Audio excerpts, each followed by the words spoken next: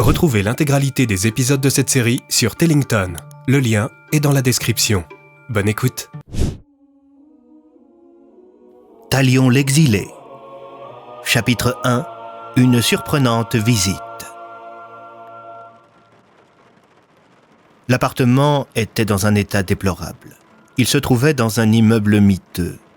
Si Talion l'avait choisi, c'était avant tout parce que son propriétaire, M. Janssen, acceptait que le loyer soit réglé en liquide. C'était un homme discret, tout comme Talion. Il ne questionnait jamais ses locataires sur leur passé. Cela convenait parfaitement au propriétaire de porte. L'appartement était presque vide.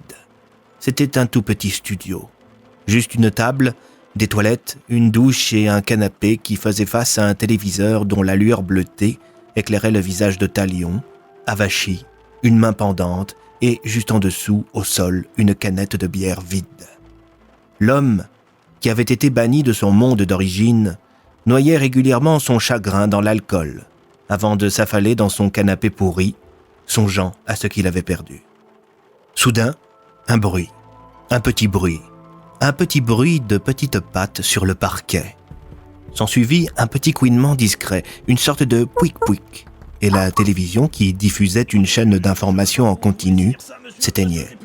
Lumine, le petit animal de compagnie de Talion, avait éteint le téléviseur, gêné par le bruit et la lumière. Une fois l'appareil éteint, l'obscurité envahit l'appartement. C'était un noir profond et silencieux, que seul le scintillement bleuté des yeux de l'animal magique perçait. Tandis que son maître dormait, Lumine était en chasse. La petite créature, semblable à une grosse hermine, était en réalité un crève-cœur. Une créature magique venue du monde d'Egadia. Une petite boule de poils blancs, dont la queue touffue se terminait par un cristal bleu pointu. L'animal magique déambulait dans l'appartement en sautillant sur ses petites pattes. La créature était à l'affût des quelques souris qui venaient grignoter les morceaux de fromage que Talion avait pris l'habitude de laisser traîner volontairement afin de distraire son animal de compagnie. Sur les coups de 2 heures du matin, Talion se réveilla avec une envie pressante. Il se leva, gratta sa barbe de 3 jours et se dirigea vers les toilettes, les yeux mi-clos.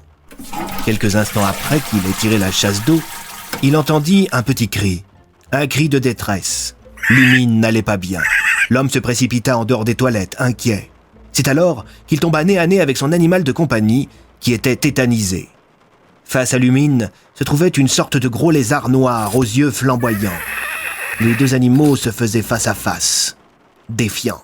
« Tout va bien, Lumine ?» lança Talion en prenant son animal de compagnie dans ses bras.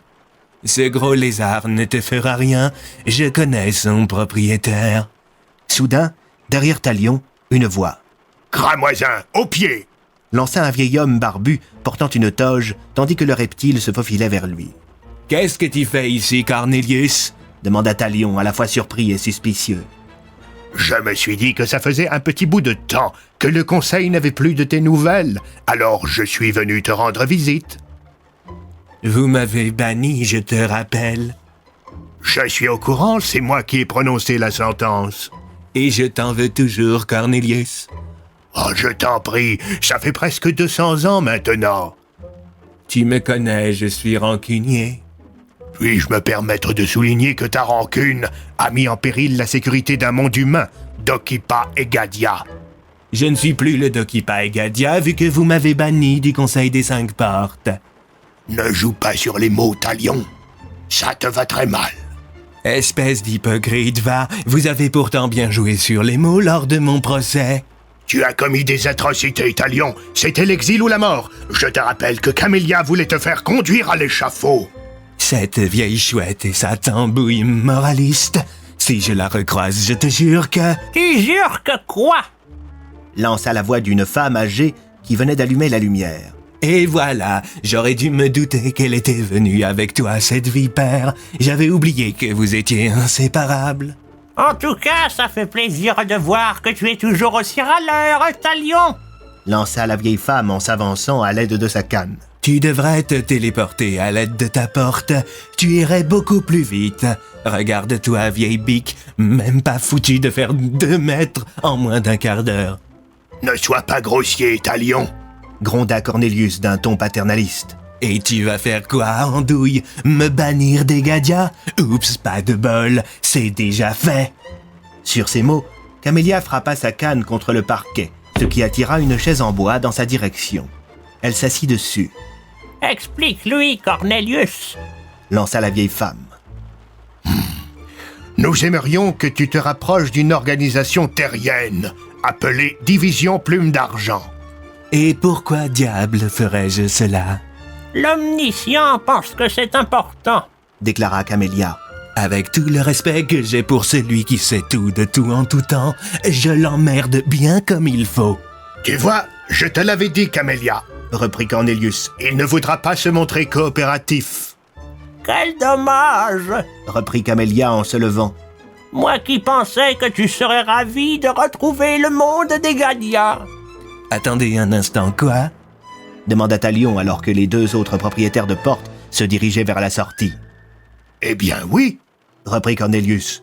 si tu mènes à bien la mission que nous sommes venus te confier, Nous serons disposés à t'autoriser à revenir en Egadia. Vous moquez de moi? Je vous jure que si vous me mentez là-dessus... Ce moment, Talion en avait rêvé tout au long des 2 derniers siècles. Il était persuadé qu'il ne reverrait plus jamais son monde. Il savait, au fond de lui, que ce qu'il avait fait était impardonnable. Et voilà qu'on venait lui proposer le pardon. C'était beaucoup trop beau pour être vrai, et il se méfiait. Vous tentez de me manipuler? Lança Talion. je t'assure que non. Nous te proposons seulement la repentance. Répondit Cornelius. Dans ce cas, je suppose que vous devez être désespéré pour faire appel à moi. Répliqua l'exilé tandis que Lumine et Cramoisin commençaient à jouer ensemble. Camélia afficha un visage inquiet. Désespéré. C'est bien le mot, Talion. Cornelius fronça les sourcils et lança un regard noir à sa comparse. La vieille femme continua néanmoins. Inutile de masquer la gravité de la situation à Talion. Nous pouvons lui dire le strict minimum. Camélia, l'omniscient a insisté pour que... Tu sais comme il est. Il a sans doute deviné que nous aurions cette conversation. Ce qui doit se passer se passe toujours. Vous me rendez subitement très curieux. Lança Talion en se dirigeant vers son frigo avant d'en sortir une canette de bière. Tu ne vas quand même pas boire de l'alcool maintenant? Demanda Cornelius, dépité. Eh bien, si c'est la première fois que je vous vois en position d'infériorité par rapport à moi, alors ça se fait, non? Au sein du Conseil des 5 portes, l'ambiance avait toujours été très tendue. Les différents membres de cette société millénaire avaient une fâcheuse tendance à se chamailler, parfois avec des conséquences tragiques. Cornelius et Camélia, pour pallier à cette instabilité des différents membres, avaient pris l'habitude d'user de tout leur poids pour faire valoir leurs idées. Du fait de leur très grand âge, ils étaient plus tempérés que leurs confrères. Ils avaient vu des mondes entiers brûler et les morts par millions. Chez les autres membres du Conseil, le bruit courait qu'ils avaient tous les deux été témoins de la grande guerre idéodéique, un conflit total et impitoyable qui avait opposé, il y a de cela des millénaires, les dieux et les hommes. Un chaos total qui les avait traumatisés à jamais. Talion, lui, était l'exact inverse de ses deux confrères. Il comptait avant tout sur l'efficacité. Lorsqu'il était en mission, il n'hésitait jamais à user et abuser de méthodes parfois immorales. Pour lui, la fin justifiait les moyens. Il était instable et dangereux, mais pour autant, il n'avait pas mauvais fond. Ses expéditions punitives étaient souvent motivées par la volonté de rétablir une certaine forme d'ordre. Pour Talion, plus le désordre était grand, plus l'ordre devait réagir intensément en réaction, pour rétablir une forme d'équilibre. Alors que Talion venait de s'asseoir dans son canapé, sa canette de bière à la main, Cornelius entama des explications. Si nous voulons que tu te rapproches de la division Plume d'Argent, c'est parce que d'après l'omniscient, ils sont sur le point de découvrir des choses qu'ils ne devraient pas. Des choses en lien avec les livres. Et vous voulez que je les empêche de nuire? Que tu enquêtes pour l'instant.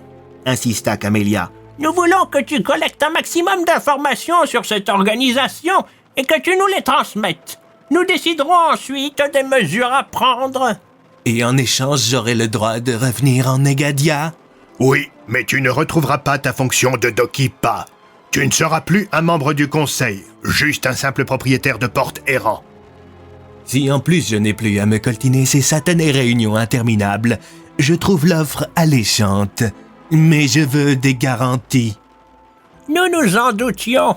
Lança Camélia avant de frapper le parquet à l'aide de son bâton. Du sol de l'appartement jaillit alors une porte très ancienne et recouverte de lierre. Camélia se leva et entr'ouvrit l'artefact. En sortit alors une petite tortue. Dans sa gueule, l'animal tenait un petit parchemin. Par ici, Yolanda. Viens là, mes mères. Lança Camélia à sa tortue de compagnie. L'animal se dirigea vers sa maîtresse. Elle est encore plus lente que toi, Déclara Talion.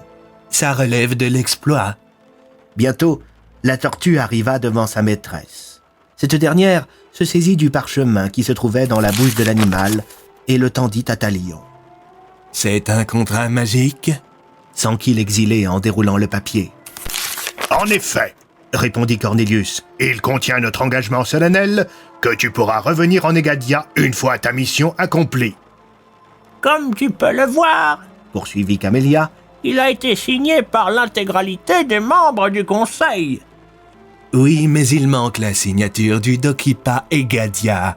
Fit remarquer Talion. Le poste est toujours vacant. Répondit Cornelius. Je n'ai donc pas été remplacé? Demanda Talion. Pas encore, Lança Camélia d'un ton énigmatique. pas encore. Sur ces mots, Cornelius et Camélia s'en allèrent à l'aide de leur porte magique. Talion se retrouva ensuite de nouveau seul. Il prit Lumine sur ses genoux et se mit à réfléchir intensément en caressant le petit animal. Pour écouter la suite de cette histoire, rendez-vous sur Tellington. Le lien est dans la description. Tellington, des histoires qui s'écoutent.